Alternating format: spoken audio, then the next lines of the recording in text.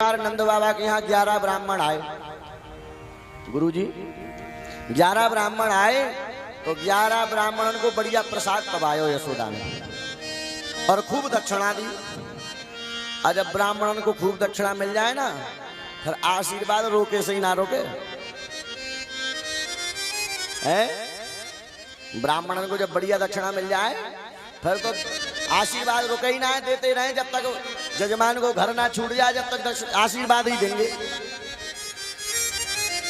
तो ब्राह्मण ने आशीर्वाद दियो नंद बाबा ऐश्वर्यवान भव, संपत्तिवान भव, पुत्रवान भव, खूब आशीर्वाद। यशोदा जी रोने लगी, बोले क्यों रो रही हो तुम?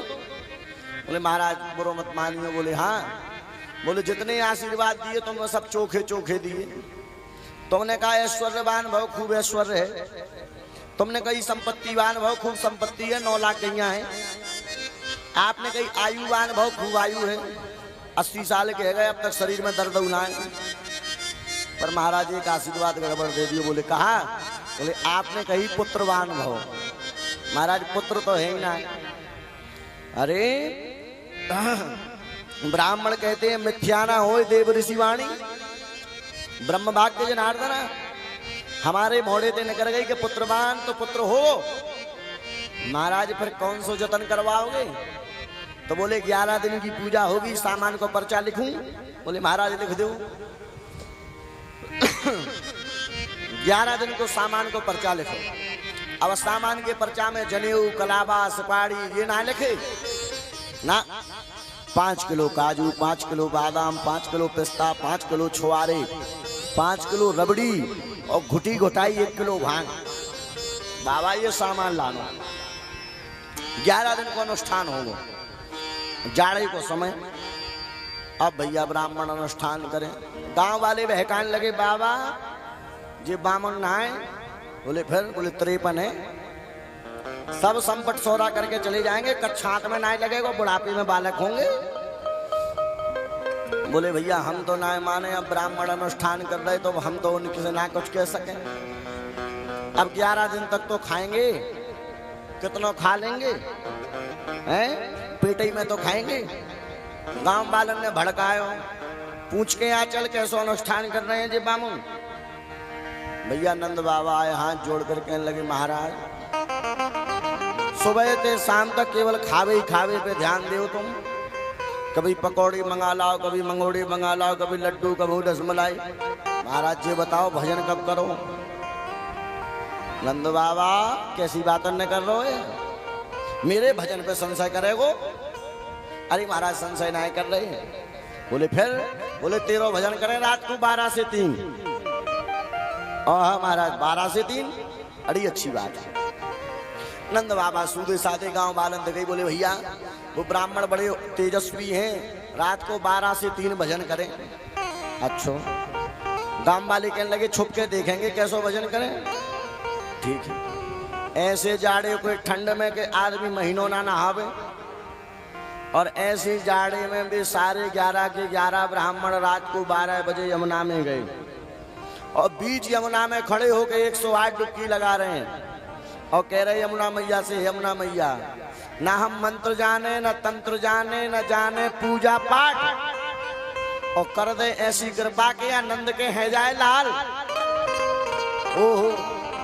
नंद बाबा ने कही अरे भैया जी ब्राह्मण तो 3 घंटा यमुना में खड़े रहे, इनके प्रति हमने संशय करे, बड़ो अपराध करे, सुबह क्षमा मांगेंगे। गांव वाले सब क्षमा मांगने पहुंचे। ब्राह्मण ने कहा कोई बात ना है, अब तक तुम 5 किलो काजू लाते थे, अब 10 किलो नहीं हो, जाओ।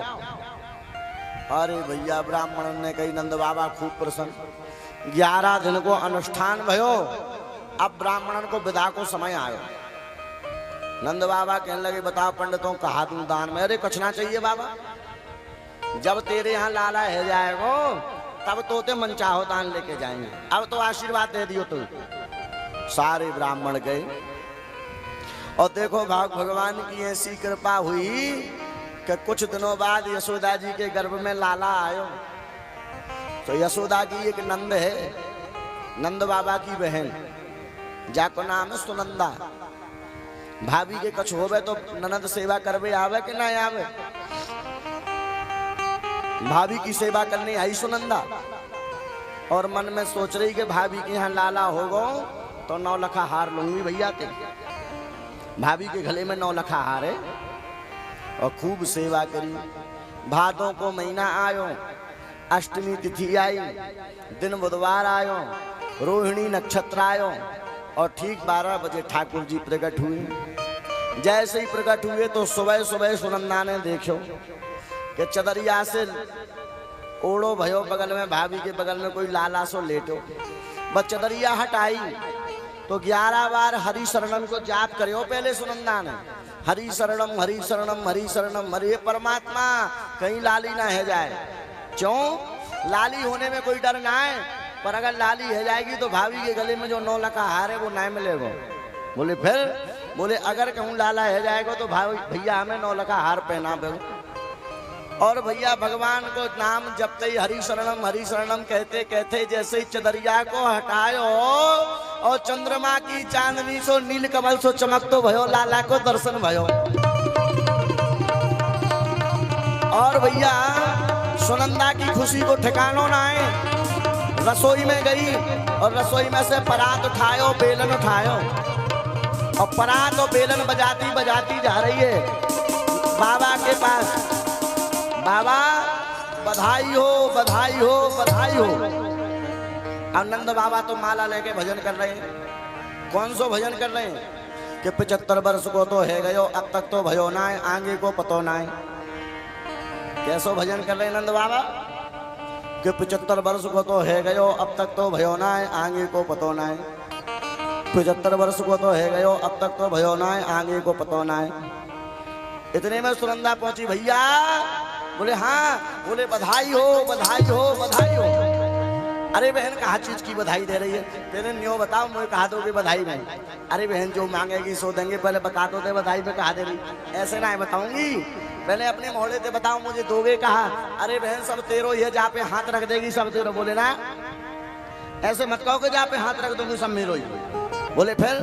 बोले भाभी के गले में जो 9 लखा हार है वो दिलाना पड़ेगा। अरे एक ना है तो दे देंगे, पन्नी तो बता दे बधाई काहे की दे रही है। अरे भैया कहा बताऊं, तेने ब्राह्मणन के पूजन करवायो, उनसे पाठ करवायो, उन्हें बढ़िया भोजन जमाए, उन सबन के आशीर्वाद से भाभी की आए छोटे से लाला को जन्म भयो है। और जैसे ही नंद बाबा ने जन्म की सुनी सो रोज तो यमुना में 3 डुबकी लगावे बाबा, और आज 108 लगाई। पीले लत्ता पहरे हैं, माथे पे पीलो चंदन लगायो, पीली पगड़ी बांधी, आंखन में काजल लगायो, बिठौना लगायो। और एक ग्वाल बाल तो कह रहे लाइयो रे छोरा दर्पण। दर्पण जानो नहीं जानो? काहे ते कहे शीशे ते। बोले लाइयो रे छोरा दर्पण। बोले क्यों? बोले देखूंगा मैं आज कैसा लग रहा हूँ। ग्वाल बाल कहने लगे बाबा। बोले हाँ एक बात कहूँ? बोले कह दे। बोले आज तू 80 वर्ष को डोकरा ना है, आज तो तू 20 वर्ष को छोकरा लग रहे हो। और भैया सारे ब्रज में आनंद ही आनंद है। सब लोग लाला को जन्मोत्सव मनाने के लिए नंद बाबा के साथ आ रहे हैं और सब देवता स्वागत कर रहे हैं।